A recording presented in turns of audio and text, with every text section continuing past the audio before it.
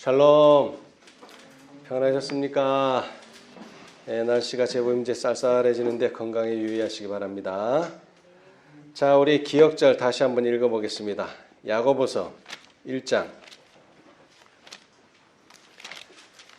야고보서 1장 2절로부터 제가 한번 읽어보겠습니다. 내 형제들아, 너희가 여러 가지 시험을 만나거든 온전히 기쁘게 여기라. 여러분, 우리가 특별히 믿음의 생활을 하다 보면은 시험을 만나겠죠? 얼마나 많은 시험을 만납니까? 셀 수 없을 정도의 많은 시험을 맞이하게 됩니다. 그러나 특별히 하나님께서는 예수님의 재림을 만날 광경을 볼 사람들에게 몇 가지의 시험을 계획하시고 허락하셨습니다.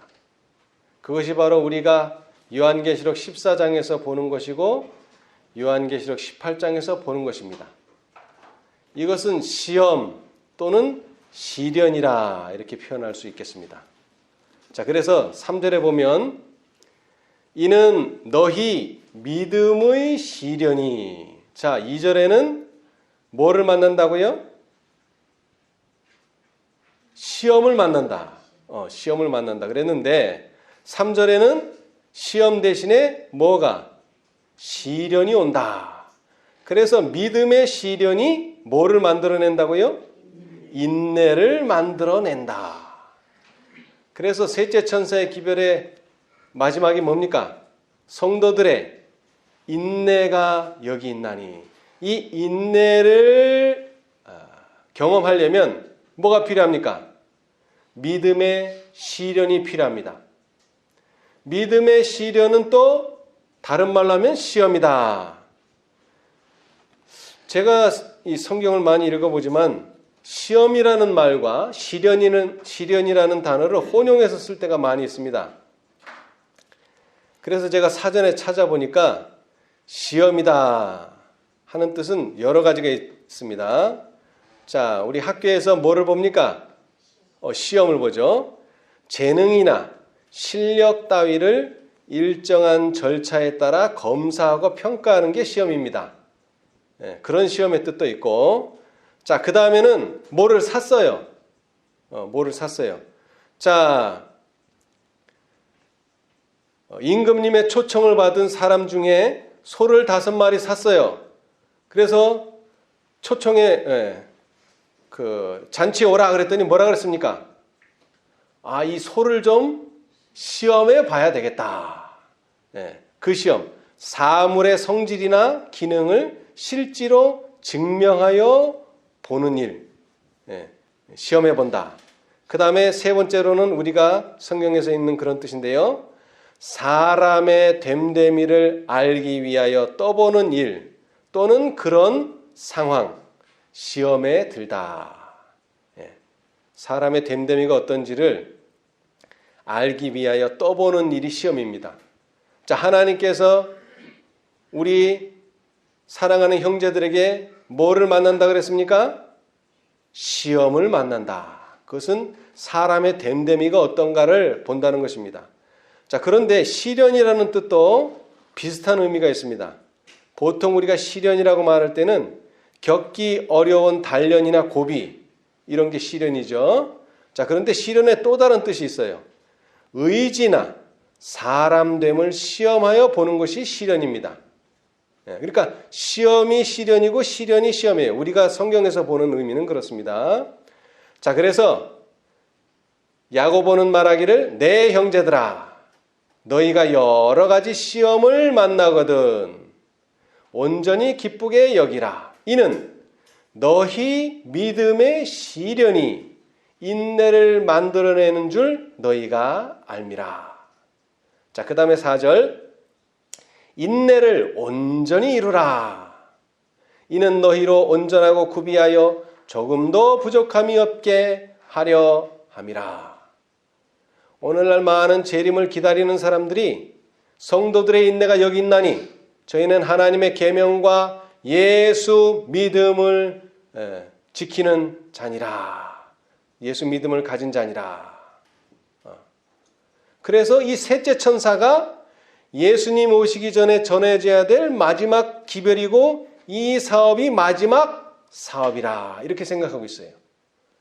자, 그런데 성경을 좀 더 예언을 좀 더 이해하다 보면 그렇지 않다는 것을 우리가 생각하게 되는데 여기 야고보도 마찬가지입니다. 인내를 온전히 이루라 그랬어요. 인내를 어떻게 이루라고요? 온전히. 온전하려면 뭐를 받아야 됩니까? 여러 가지 시험을 받아야 돼요. 계시록 14장의 세 가지 시험으로 끝날 줄 알았는데 이 시험은 다시 18장으로 가서 다른 천사들에 의해서 시험이 온다는 것입니다. 오늘 저는 이 14장과 18장을 다 설명드리려고 하는 것은 아니고요. 윌리엄 밀러는 재림운동의 선구자입니다. 윌리엄 밀러는 계시를 받은 사람이 아닙니다. 오로지 성경 연구를 통해서 예수님의 재림을 깨달았습니다. 2년여 동안 성경을 연구했는데 어떻게 연구했느냐? 재림이 곧 올 것 같으니까 내가 한번 연구해 봐야 되겠다 이런 게 아니에요. 그냥 성경 자체 창세기 1장 1절서부터 한 절 한 절 어떤 사람의 주석을 참고하지 않고 그냥 성경과 성구사전만 가지고 연구하기 시작했어요. 그런데 어디에까지 오게 됐느냐면 다니엘서까지 오게 됐어요. 구약책의 마지막 부분인 다니엘서. 그 중에서도 8장 14절. 자, 8장 14절이 뭡니까? 2300주야까지니 그때에 성소가 정결하게 함을 입으리라. 이 성경절을 통해서 예수님이 25년 안에 오신다는 확신을 가지게 됐어요. 그것을 발견해낸 게 바로 1818년입니다. 그런데 무려 10여 년 이상을 또 확증하고 또 확증하고 또 확증하는 데 시간을 다 보냈어요. 왜? 이것은 너무나 대단한 진리였기 때문에 발견은 했지만 그러다가 1833년에 윌리엄 밀러가 다니던 교회가 어느 교회입니까? 감리교회는 화이트 부인이 다녔던 교회고 침례교회를 다니셨어요. 이분이 침례교회. 그런데 침례교회로부터 뭘 받았습니까? 목사 증서. 다시 말하면 말씀을 가르쳐도 좋다 하는 증서를 받게 됐어요. 그래서 그 전에부터 물론 재림을 가르치셨지만 이제는 공식적으로 목사로서 하나님의 종으로서 재림 기별을 전하기 시작했어요. 자, 그런데 문제가 생겼습니다. 분명히 예언을 다 연구해서 계산에 착오가 없는 것처럼 보였는데 1844년 3월 21일 봄에 예수님이 올 것이라고 확신했는데 예수님이 오시질 않았어요. 실망을 당하게 됐습니다. 그런데 다시 연구해 보니까 이것이 봄이 아니고 아닥사스다가 예루살렘을 중건하려는 영이 내린 것은 봄이 아니고 언제 내렸다는 겁니까? 가을에 내렸다는 것을 다시 깨닫게 됐어요. 그래서 봄에서 10월 22일로 바뀌는 그 사이에 일어난 운동을 우리는 제7월 운동이다. 그렇게 말합니다. 저는 그 제7월이 3월부터 10월이니까 7개월이라서 제7월 운동인 줄 알았는데 그게 아니고 이 이스라엘 백성들이 절기를 7개를 지켰죠. 3개는 언제 있습니까? 몇 월 달에 있어요? 3개. 그들의 달력으로 유대력으로 1월. 그 다음에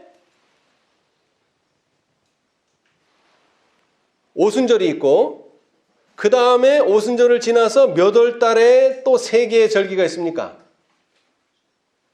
나팔절, 속죄일, 장막절이 몇 월 달에 있어요? 7월 달에 있어요. 7월.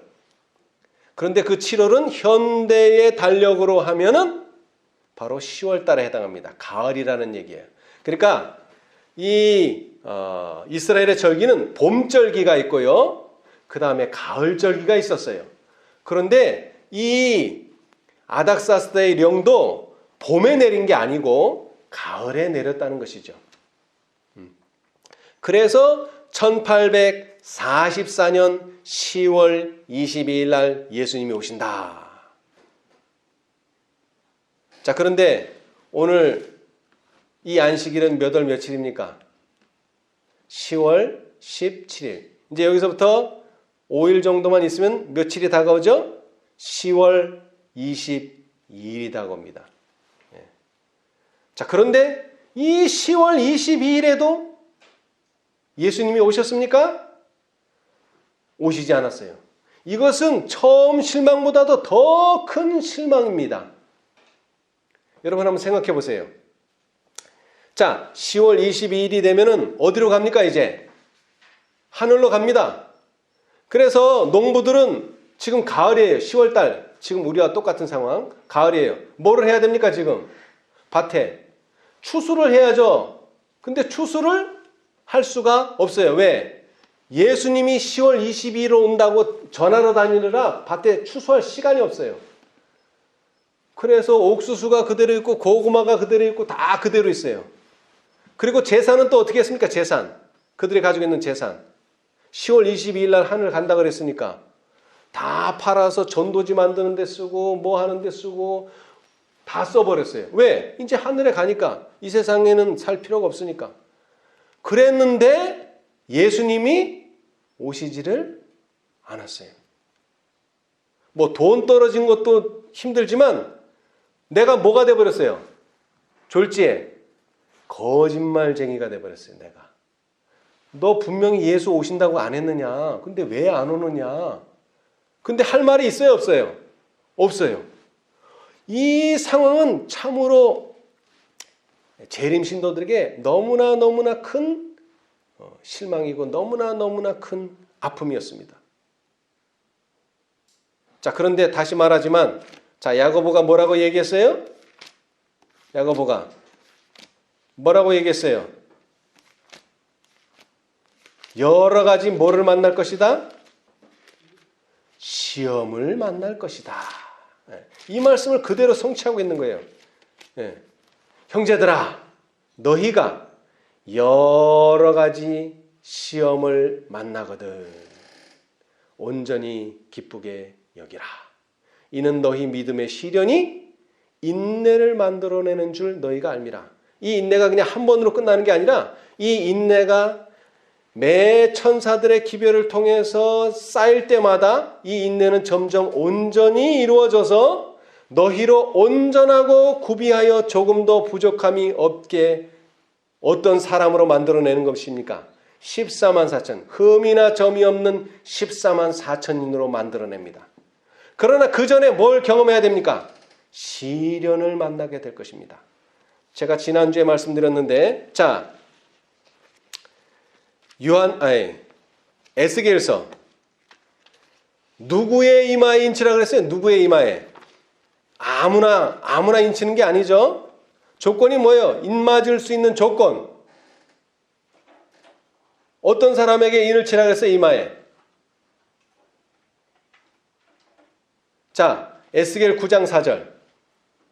이르시되 너는 예루살렘 성읍 중에 순행하여 그 가운데서 행하는 모든 가증한 일로 인하여 탄식하며 우는 자의 이마에 표하라 그랬습니다. 어떤 사람 이마에 표하라고요? 탄식하며 우는 자. 뭐 때문에? 그 가운데서 행하는 모든 가증한 일로 인하여 탄식하며 우는 자의 이마에 표하라. 여러분, 1844년 당시에 어떤 일이 벌어졌느냐면 이 윌리엄 밀러의 기별이 얼마나 강력했는지 예수 안 믿는 사람도 그 집회에 가면 어떻게 돼버립니까? 아, 예수님 그래 곧 오셔. 여기에 다 마음이 동요되는 거예요. 그래서 자기도 예수님 오신다고 믿고 봄을 기다렸는데 3월 21일이 됐는데 예수님이 오셔요, 안 오셔요? 안 오세요. 그러니까 이 사람 마음에 뭐가 생겨요, 이제? 이제 의심이 조금씩 싹트기 시작하는 겁니다. 뭔가 좀 이상하다. 그러다가 결정적으로 10월 23일이 됐는데 예수가 안 오시니까 어떻게 돼버렸어요, 이 사람들이? 마음에 반신반의하던 사람들이 완전히 돌아서 버렸어요. 그러면서 뭐를 했어요? 나는 예수 안 올 줄 알았다고. 그런 말을 하면서 정말로 예수님 올 거라고 믿었던 사람들이 이제 조롱하기 시작합니다. 여러분, 무릇 경건하게 살고자 하는 자는 뭐를 당한다 그랬죠? 핍박. 그런데 이 핍박이 밖에서 오는 핍박이면 별거 아니에요. 근데 이 핍박이 어디서부터 옵니까? 여기 말했죠. 내 형제들아. 우리가 여태까지 형제라고 말했던 사람들 중에서 아이고 내가 예수 안 올 줄 알았다고. 그러면서 너희들 잘못 믿었다고. 그렇게 말할 때 오는 그 형제들로부터 오는 핍박이 가장 강력하고 가장 센 핍박입니다. 자, 그런데 이것이 언제 오느냐면은 첫째 천사의 기별에서 둘째 천사의 기별로 갈 때, 둘째 천사의 기별에서 셋째 천사의 기별로 갈 때, 셋째 천사의 기별에서 넷째로 갈 때 계속 빛이 밝아질 때마다 그들 중에는 받아들이는 자와 받아들이지 않는 자들이 생겨난다는 것입니다. 자, 이것은 히브리서에도 나옵니다. 자, 히브리서, 야고보서 앞책이 히브리서죠. 자, 히브리서 10장. 히브리서 10장. 히브리서 10장 35절. 그러므로 너희 담대함을 버리지 말라. 이것이 큰 상을 얻느니라. 여기서 말하는 담대함은 뭐 용기 있다 그런 뜻이 아닙니다. 그럼 무엇이냐? 빛이 밝아질 때마다 이전 것에 연연하지 말고 새로운 그 밝아지는 그 빛을 따라 나아가라는 그 뜻의 담대함입니다. 너희에게 인내가 필요하면, 여기도 인내가 나오죠? 자, 인내는 어떻게 생긴다고 야고보가 말했죠? 인내가 어떻게 생깁니까? 믿음의 시련이 인내를 만들어내는 겁니다. 믿음의 시련 없으면 인내는 만들어지지 않습니다. 다시 말하면 너희에게 믿음의 시련이 필요함은 너희가 하나님의 뜻을 행한 후에, 여러분, 윌리엄 밀러가 하나님의 뜻대로 했습니까? 안 했습니까? 완전하게 했죠. 그랬는데 상급을 받는 게 아니고 뭘 받았어요? 조롱과 비난이 받았어요. 첫째 천사의 기별을 받아들인 결과가 약속을 받고 잘했다 칭찬을 받는 게 아니라 오히려 사람들로부터 조롱과 비난을 받았어요. 그러나 그것은 사람들의 이야기고 영적으로는 약속을 받기 위함이라. 37절. 잠깐 후면 오실 이가 오시리니 뭐하지 아니하시리라? 지체하지 아니하시리라. 오직 나의 의는 믿음으로 말미암아 살리라. 또한 뒤로 물러가면 내 마음이 저를 기뻐하지 아니하리라 하셨느니라. 여러분, 뒤로 물러간다는 게 무슨 뜻입니까? 둘째 천사가 어디로 가요? 첫째 천사로 가고, 첫째 천사는 아예 부인하는 자가 되고, 셋째 천사는 둘째 천사로 가고, 넷째 천사는 셋째 천사로 가고. 여러분, 그런 거 보셨어요? 여러분, 다섯째 천사의 활동이 시작된 이후에, 다섯째 천사의 운동이 시작된 이후에 여러분 그런 거 보지 못하셨습니까? 뒤로 물러나는 사람들을 저는 많이 봤습니다. 그러나 뒤로 물러가면 내 마음이 저를 기뻐하지 아니하리라 하셨느니라.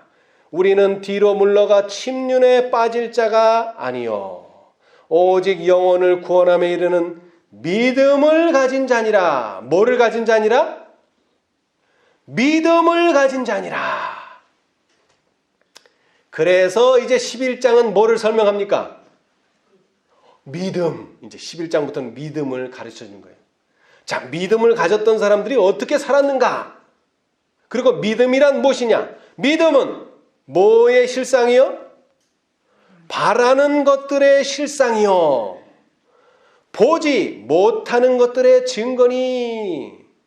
여러분, 첫째 천사의 기별과 둘째 천사의 기별이 교회에 울려 퍼지고 세상 앞에 울려 퍼질 때에 교회 안에 어떤 일이 벌어졌는지 아십니까?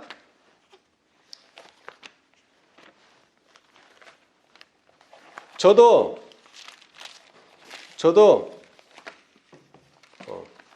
1980년대에 이 기별을, 재림 기별을 받아들였어요. 여러분, 이 재림 기별은 언제부터 시작됐습니까? 1830년대부터 시작됐어요. 이미 60년, 50년 정도가 지났죠.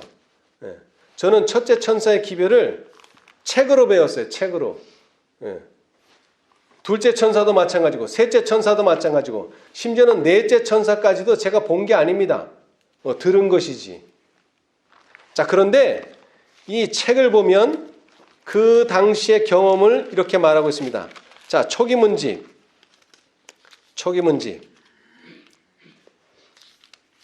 그때 당시 첫째 천사의 기별이 울려 퍼질 당시에 교회의 상황에 대해서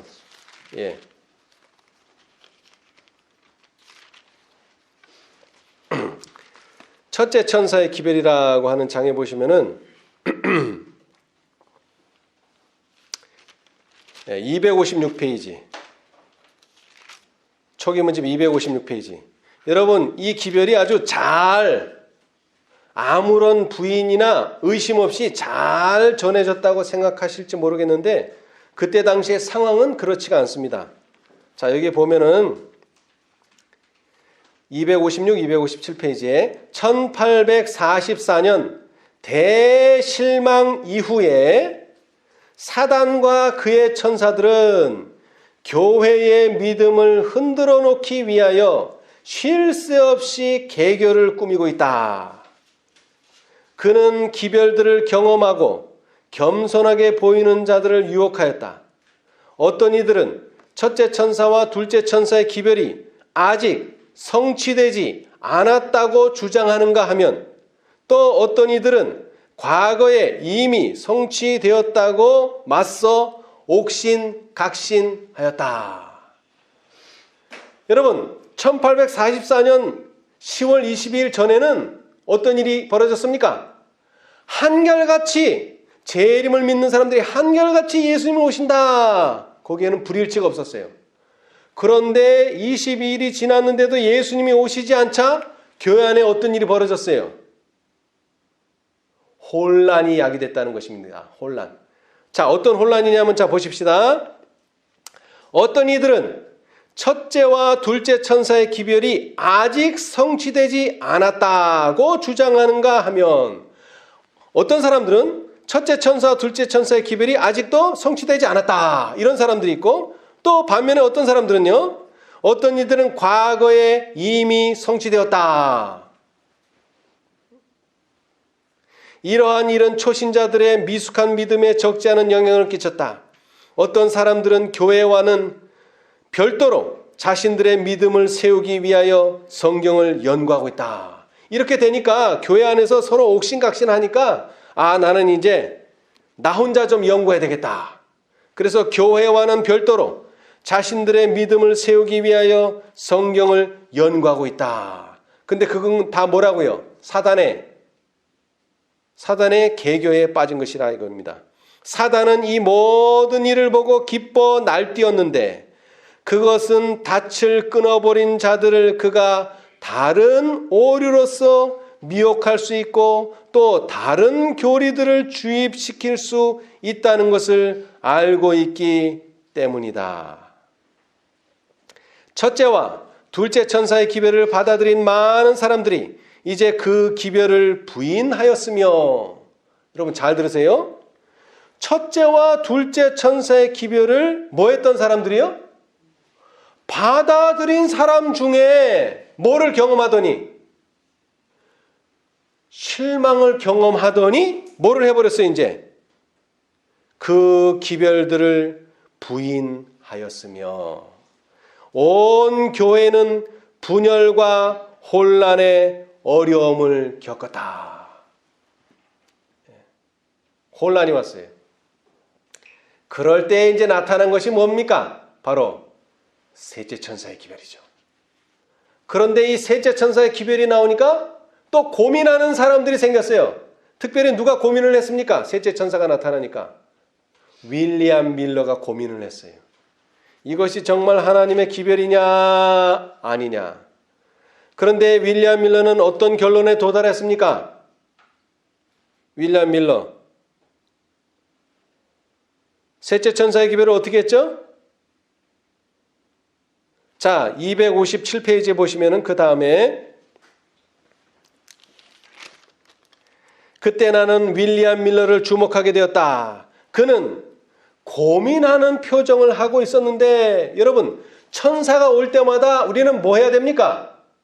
천사가 올 때마다 고민에 빠져요. 왜? 여태까지 내가 셋째 천사로 잘 해왔는데 여태까지 내가 넷째 천사로 잘 해왔는데 또 다른 게 나타났다 이겁니다.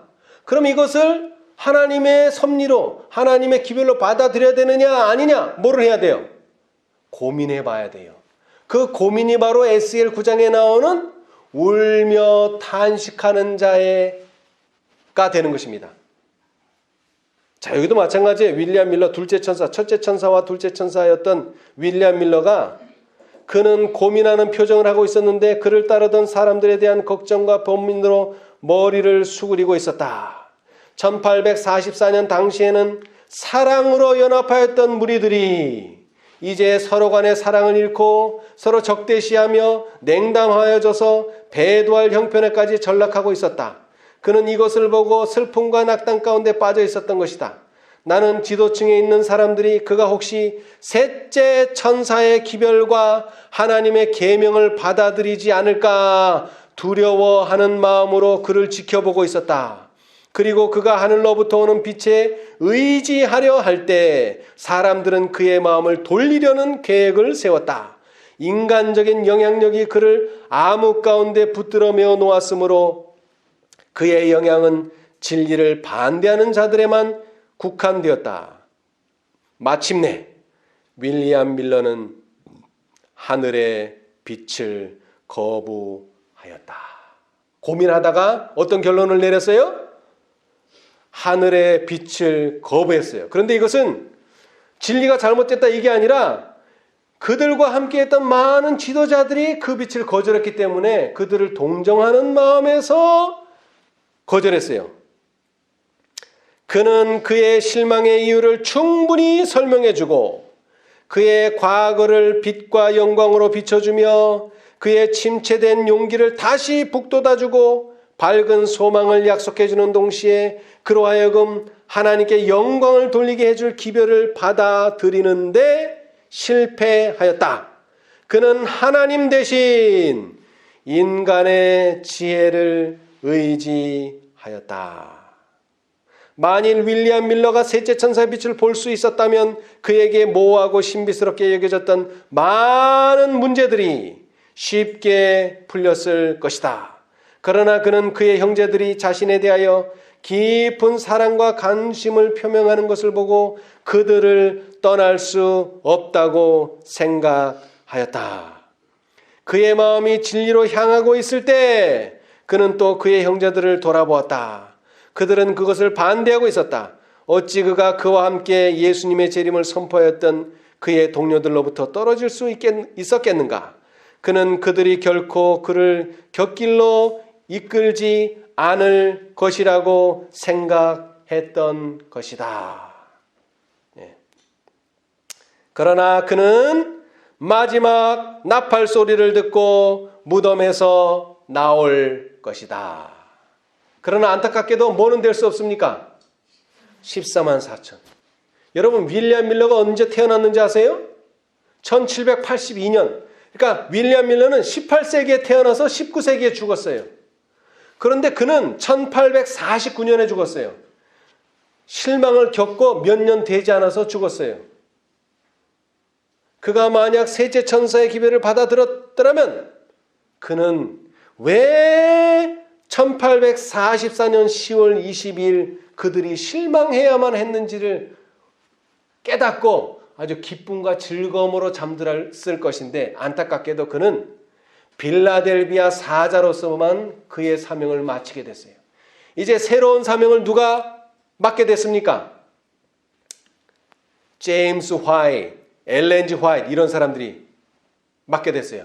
자, 그런데 재미있는 게 뭐냐면 제임스 화이트, 엘렌 G 화이트는 18세기에 19세기에 태어난 사람이에요. 19세기 1800년대. 근데 언제 돌아가셨어요? 제임스 화이트나 윌리엄 밀러는 20세기에 돌아가셨어요. 화이트는 1915년에. 전부 다 보면 18세기와 19세기에 살았던 윌리엄 밀러, 19세기와 20세기에 살았던 화이트 부인. 그 다음에 우리는 20세기에 태어났지만 지금 우리는 어디에 살고 있어요? 21세기에 살고 있죠. 네. 이렇게 시대를 연결해 가고 있어요. 마찬가지로 이 기별도 한 번으로 끝나는 것이 아닙니다. 믿음의 시련은 계속됩니다. 뭐 할 때까지요? 온전해질 때까지. 예. 자, 그런데 안타까운 일이 벌어졌는데, 자, 첫째, 둘째, 셋째를 어떻게 받아들여야 됩니까? 이게 순서대로, 차례대로 하나씩 받아들여서 어디까지 와야 돼요? 셋째 또는 넷째 또는 다섯째까지 와야 돼요. 그런데 이 초기문집에 보면 셋째는 받아들였는데 뭐를 받아들이지 않은 사람들이 있어요. 셋째는 받아들였는데 앞에 있는 두 천사의 기별을 받아들이지 않은 사람들이 나타났다고 하는 것입니다. 이것이 가장 큰 문제입니다.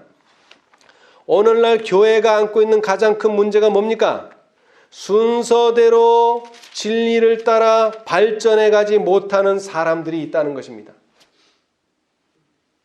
자, 여기도 보니까 자, 256페이지 셋째 천사의 기별장에 보시면은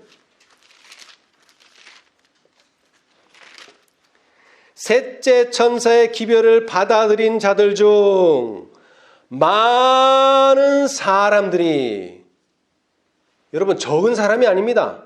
많은 사람들이 그 전에 전했던 두 천사의 기별을 체험하지 못하였다. 그럼 화이트 부인은 언제서부터 이 기별을 받아들였습니까? 윌리엄 밀러의 기별을 듣고 화이트 부인이 개종을 했어요. 감리교회에서 재림교인이 됐단 말이에요. 이런 사람들은 다 첫째를 경험하고 둘째를 경험하고 나서 셋째를 경험했는데, 이 대실망을 경험하지 못한, 믿음의 시련을 보지 못한 사람들은, 중간에 들어온 사람들은 셋째 천사의 기별은 받아들였는데 처음에 두 기별은 받아들이지 않은 사람들이 있었어요. 사단은 그것을 알고 그의 악한 눈을 그들에게 돌려 저들을 넘어뜨리려 하였다. 그러나 셋째 천사는 저들을 지성소로 향하게 하였으며 과거의 기별들의 경험을 가진 자들은 그들에게 하늘 성소의 길을 가리켜 주었다. 여러분, 이 두 천사의 기별을 경험하지 못한 사람들은 이제 뭐를 해야 됩니까? 뭐를 해야 돼요? 다시 경험해야 됩니다. 그것이 바로 넷째 천사, 그것이 바로 다섯째 천사입니다. 다른 뜻이 아니라. 셋째는 알고 있는데 뭐가 필요해요? 처음 두 기별이 필요한 거예요. 그것이 바로 넷째와 다섯째예요. 그래서 다시 세 천사의 기별 가운데 있는 완전한 진리의 연결을 보고 그 순서대로 즐거이 받아들여 믿음으로 예수님을 따라 하늘 성소에 들어갔다. 이 기별들은 하나님의 백성들에게 닻이 된다고 하였다. 여러분, 277페이지에 보면은 넷째 천사, 힘 있는 천사가 셋째 천사를 어떻게 도와준다 그랬어요? 힘과 능력을 준다. 여러분, 사실 힘과 능력은 이 세 천사의 기별의 핵심입니다. 힘과 능력이 있어야 돼요. 힘과 능력이 있지 않고서는 14만 4천인에 들어갈 수가 없어요. 근데 그 힘과 능력은 사실 몇째 천사의 기별에 들어있어요. 힘과 능력이 어디 들어있어요? 복음에 들어있죠. 복음. 복음은 누가 가지고 있어요? 첫째가 가지고 있어요? 둘째가 가지고 있어요? 셋째가 가지고 있어요? 자, 계시록 14장.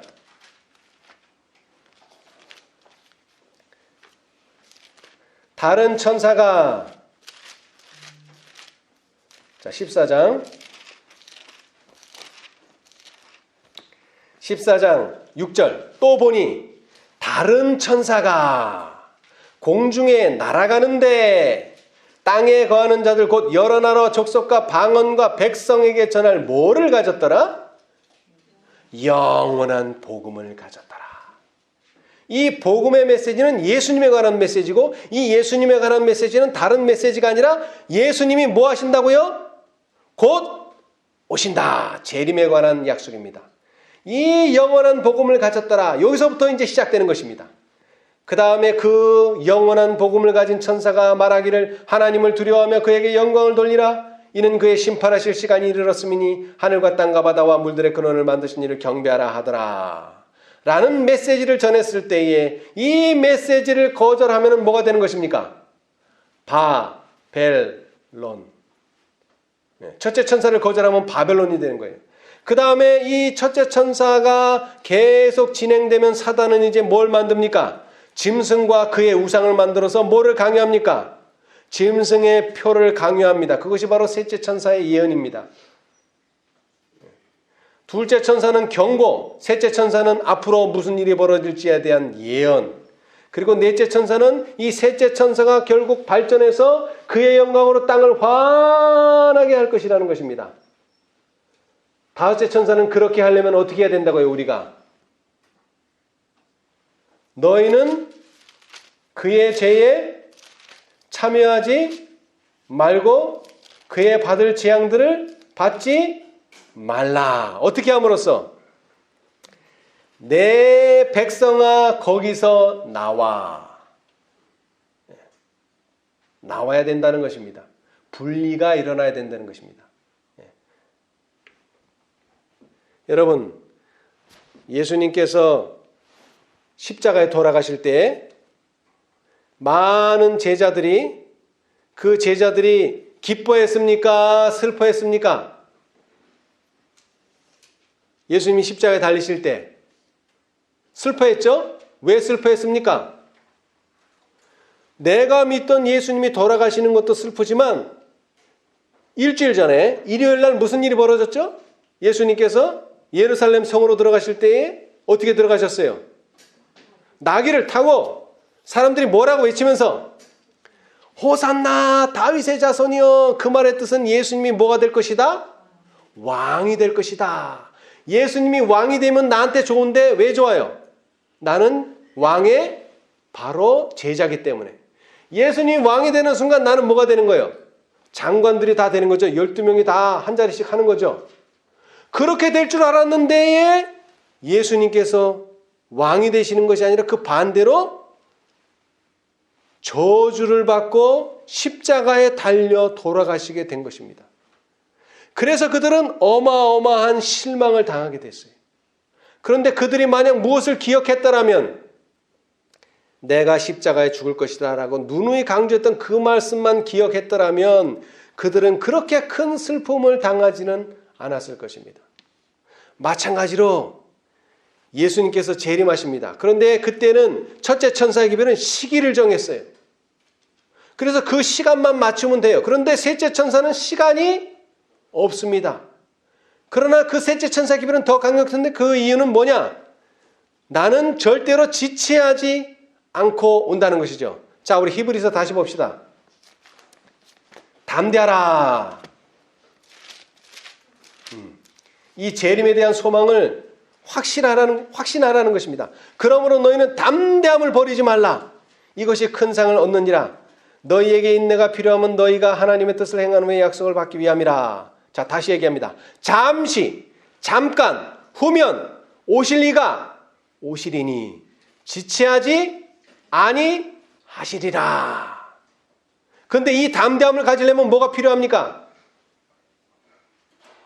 이 담대함을 가지려면 믿음이 필요합니다. 믿음. 믿음이 필요해요. 그래서 오직 나의 의인은 무엇으로 말미암아 살리라? 믿음으로 말미암아 살리라. 그런데 이 믿음은 항상 뭘 받아야 됩니까? 믿음은 시련을 받아야 돼. 시험을 받아야 돼. 그래서 이게 정말 네가 믿는가? 안 믿는가가 뭐가 돼야 돼요?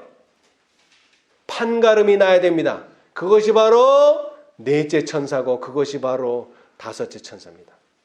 고민하는 시간이 있어야 되고 번민하는 시간이 있어야 돼요. 자, 그래서 그때 당시에 첫째 천사의 기별을 전하는 사람들도 그랬고 그 다음에 둘째 천사의 기별을 전하는 사람들도 그랬고 이 사람들은 항상 번민과 고민하는 마음을 가졌어요. 자, 우리 각시대 대쟁투를 보겠습니다. 각시대 대쟁투. 각시대의 대쟁투 401페이지.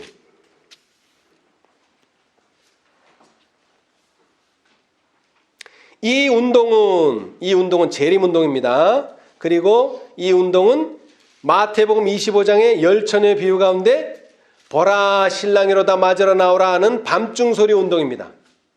이 운동은 흔히 경험하는 바와 같이 흥분적인 것에만 의존하고 하나님의 성령의 통제력이 없음으로 생기는 극단적인 일은 전혀 아니었다. 그것은 옛적 이스라엘 사람들이 하나님의 종을 통하여 견책의 기별을 받았을 때 즉시 마음을 겸비하게 하여 하나님께로 돌아간 일들과 유사한 성격의 것이었다. 거기에는 각 시대를 통하여 하나님의 사업을 구별해주는 특징들이 있었다. 거기에는 열광적인 기쁨은 별로 없고 오히려 마음을 깊이 살피고 죄를 고백하고 세상을 버리는 일들이 있었다. 주님을 만나기 위한 준비는 그들의 번민하는 마음에서 떠나지 않는 부담이었다. 그들은 끈기 있는 기도와 확고한 헌신을 주께 드렸다. 그들은 어떤 마음을 가졌어요? 번민하는 마음을 가졌습니다. 자, 또요. 고민하는 자들. 자, 374페이지에 보면 그 예수님이 오시기로 하신 날짜에 오시지 않자 실망을 당한 사람들은 이제 고민하기 시작했죠. 374페이지. 그러나 기대했던 시간은 지나갔으나 그리스도께서는 당신의 백성을 구원하기 위하여 나타나지 아니하셨다. 진실한 신앙과 사랑으로 구주를 바라보던 사람들은 쓰디쓴 실망을 당하였다. 그럼에도 불구하고 하나님의 목적은 성취되고 있었다.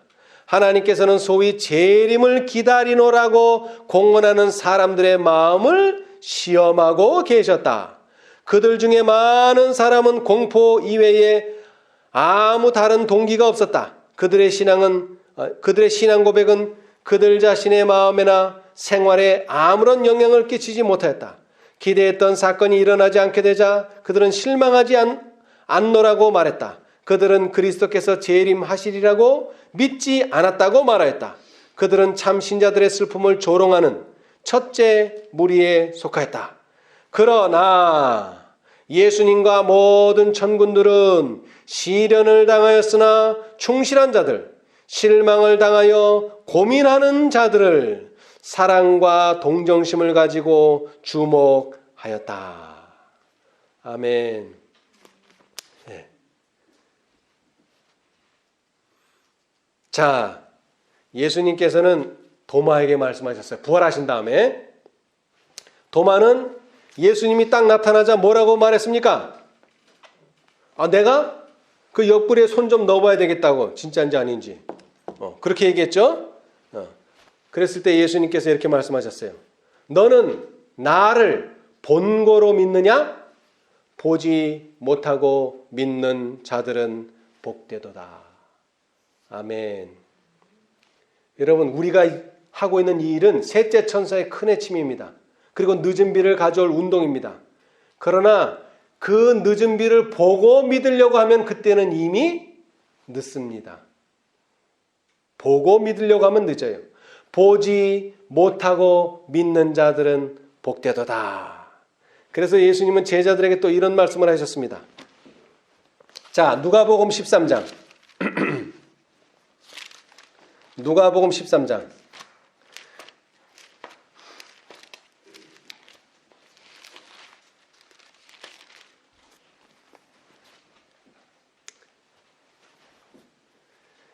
24절.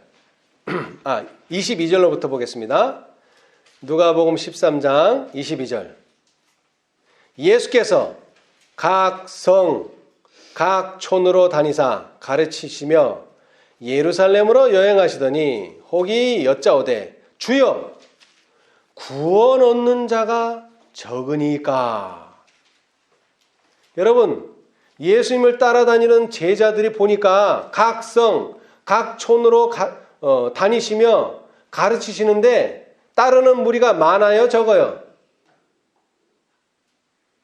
따르는 무리가 많아요, 적어요? 이 말씀을 보니까 당연히 적죠. 그러니까 물어보는 거예요. 여짜오되 주여 구원 얻는 자가 적습니까? 그 말은 왜 이렇게 적습니까도 되고 또 적습니까 많습니까? 그 중에 왜 적습니까? 이런 뜻이기도 합니다. 그랬을 때 예수님의 답변이 이것입니다. 좁은 문으로 들어가기를 힘쓰라. 여러분, 좁은 문으로 들어가기를 뭐 하라고요? 힘쓰라 그랬습니다. 여러분, 많은 사람들의 믿음이 저절로 믿어지는 줄 알아요. 저절로 절대로 믿어지지 않습니다. 저절로 믿어지면 힘쓸 필요가 없죠. 그러나 좁은 문으로 들어가기를 힘쓰라. 그리고 이유를 말씀하셨어요. 내가 너희에게 이르노니 들어가기를 뭐하여도 구하여도 못하는 자가 많으리라. 이게 무슨 뜻입니까? 구하기는 구하는데 못 들어가는 자가 많다니. 그러면 구하는 자들 중에 못 들어가는 자가 있다는 뜻입니까?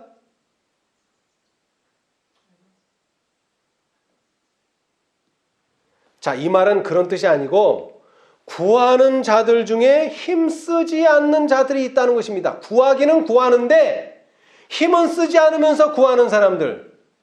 그런 사람들은 그곳에 들어갈 수가 없습니다.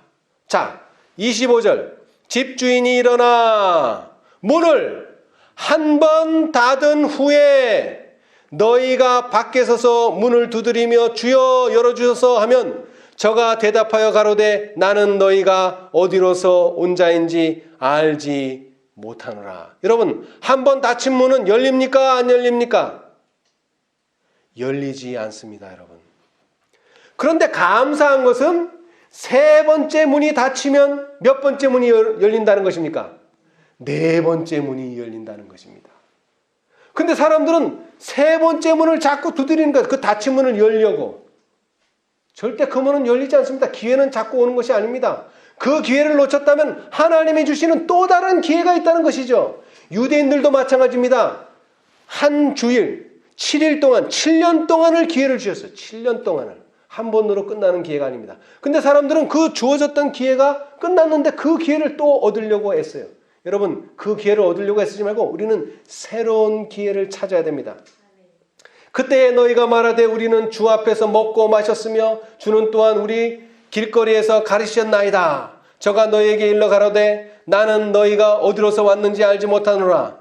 행악하는 모든 자들아 나를 떠나가라 하리라. 너희가 아브라함과 이삭과 야곱과 모든 선지자는 하나님 나라에 있고 오직 너희는 밖에 쫓겨난 것을 볼 때에 거기서 슬피 울며 이를 갈미 있으리라. 사람들이 동서남북으로부터 와서 하나님의 나라 잔치에 참석하리니 보라 나중된 자로서 먼저 될 자도 있고 먼저 된 자로서 나중될 자도 있느니라 하시더라.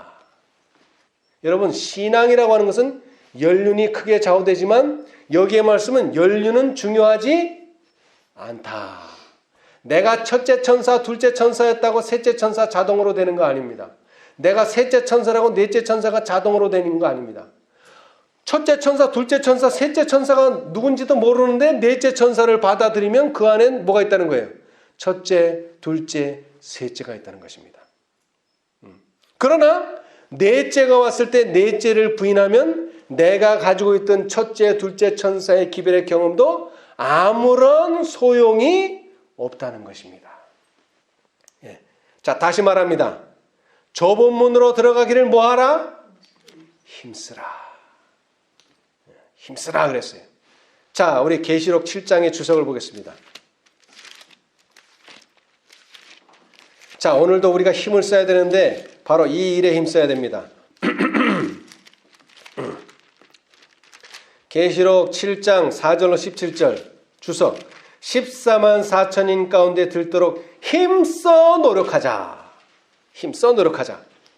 하나님께서 맨 끝부분입니다. 하나님께서 우리에게 주시는 모든 능력을 가지고 14만 4천인 가운데 들도록 힘써 노력하자.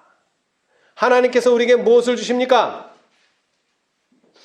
모든 능력을 주십니다. 여러분, 넷째 천사가 왜 왔다고요?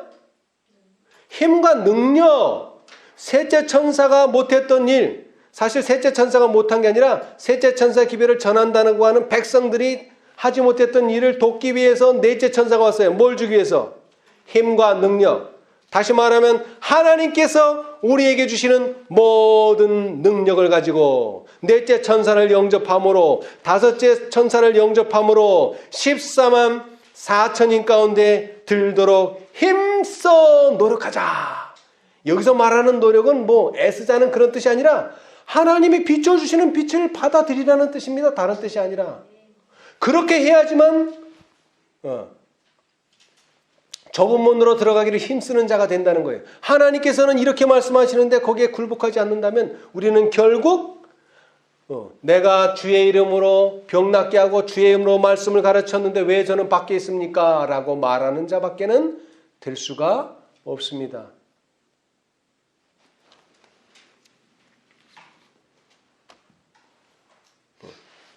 자, 베드로전서 4장 12절. 베드로전서 모든 사도들이 반복하고 있습니다. 4장 12절. 사랑하는 자들아, 너희를 시련하려고 오는 불시험을 이상한 일 당하는 것 같이 이상히 여기지 말고 오직 너희가 그리스도의 고난에 참여하는 것으로 즐거워하라. 이는 그의 영광을 나타내실 때에 너희로 즐거워하고 기뻐하게 하려 함이라. 너희가 그리스도의 이름으로 욕을 받으면 복 있는 자로다. 영광의 영 곧 하나님의 영이 너희 위에 계심이라. 너희 중에 누구든지 살인이나 도적질이나 악행이나 남의 일을 간섭하는 자로 고난을 받지 말려니와 만일 그리스도인으로 고난을 받은 즉 부끄러워 말고 도리어 그 이름으로 하나님께 영광을 돌리라. 하나님 집에서 심판을 시작할 때가 되었나니 만일 우리에게 먼저 하면 하나님의 복음을 순종치 아니하는 자들의 그 마지막이 어떠하며 또 의인이 겨우 구원을 얻으면 경건치 아니한 자와 죄인이 어디 서리요. 그러므로 하나님의 뜻대로 고난을 받는 자들은 또한 선을 행하는 가운데 그 영혼을 미쁘신 조물주께 부탁할지어다. 여러분, 에스겔서를 다시 한번 회상해 보세요. 그 살육하는 기계가 어디서부터 시작된다고요? 살육이 하나님의 집에서부터 늙은 자로부터 시작하라. 근데 베드로도 똑같이 말하고 있어요. 하나님의 집에서 심판을 시작할 때가 되었나니 만일 우리에게 먼저 하면 하나님의 복음을 순종치 아니하는 자들의 그 마지막이 어떠할 것인가. 여러분, 다시 한번 우리 재림 신도들 1844년 당시에 재림 신도들의 경험을 회상하시면서 우리에게 주어지는 빛을 마음껏 받아들이시고 전진하셔서 좁은 길로 들어가기를 힘쓰라. 14만 4천인이 되도록 분투 노력하자. 이 운동에 함께 동참하시는 저와 여러분이 되시기를 간절히 바라면서 말씀 마치겠습니다. 감사합니다. 하늘에 계신 감사하신 저희들의 아버지, 주님의 은혜 가운데 우리 믿음의 노덕들의 그 재림운동에 관하여 다시 한번 살펴볼 수 있게 해주셔서 감사합니다. 참으로 그들의 마음을 다하고 힘을 다하고 모든 것을 다하여 주님의 오심을 맺혔던 그 사랑하는 믿음의 형제들이 밝아져가는 빛을 따라 전진하지 못했다는 그 기사를 읽었습니다. 주님 도와주셔서 우리는 그와 같이 밝아져가는 빛을 따라 발전하는 자가 되고 빛을 거절하는 자가 되지 않도록 주님 도와주시옵소서. 매 천사들이 올 때마다 믿음의 형제들은 번민하며 고민했습니다. 이것이 과연 하나님의 뜻인가? 이것이 과연 하나님의 섭리인가를 살펴보았습니다. 그러나 그들이 참으로 옳은 결정을 내렸을 때 하늘은 참으로 기뻐했습니다마는 그들이 옳지 못한 결정을 내리고 그 주어진 빛을 거절했을 때 하늘에는 참으로 슬픔과 번민이 있었습니다. 주님 도와주셔서 이제 주님께서 지체하지 아니하시고 잠깐 후에 오시겠다고 약속하신 그 약속이 이루어질 날이 멀지 않았사오니 주님, 우리가 마음을 다하고 뜻을 다하고 모든 것을 다하여 주님의 오심을 위하여 준비하는 저희들 모두가 될 수 있도록 축복하여 주시옵소서. 그러기 위하여 밝아지는 빛을 따라 우리 모두 전진하는 자들이 되게 하여 주시고 좁은 문으로 들어가기를 힘쓰라고 말씀하셨사오니 힘쓰는 자가 되게 해주시고 14만 4천인이 되도록 분투 노력하자고 하셨사오니 분투 노력하는 자 되도록 도와주시옵소서. 그러나 저희는 아직도 연약하고 부족한 인간입니다. 흠 많고 점 많은 인간입니다. 주님, 우리 주님께서 주시는 그 능력을 받아들이고 믿음으로 받아들이는 저희 모두가 되도록 축복하여 주시옵소서. 그리하여 주님의 약속이 말씀하신 대로 이루어지도록 되도록 우리가 믿음을 잃지 않도록 도와주시옵소서. 또 우리와 함께하는 모든 형제자매들 같은 믿음 가지게 도와주시고 또 특별히 이번 집회를 통하여 당신의 말씀을 펴실 때에 그 말씀을 통하여 우리 모든 형제자매들 우리 주의 오심을 앞당기는 귀한 시간들 되도록 축복하여 주시옵소서. 모든 것을 예수님의 이름으로 기도합니다. 아멘.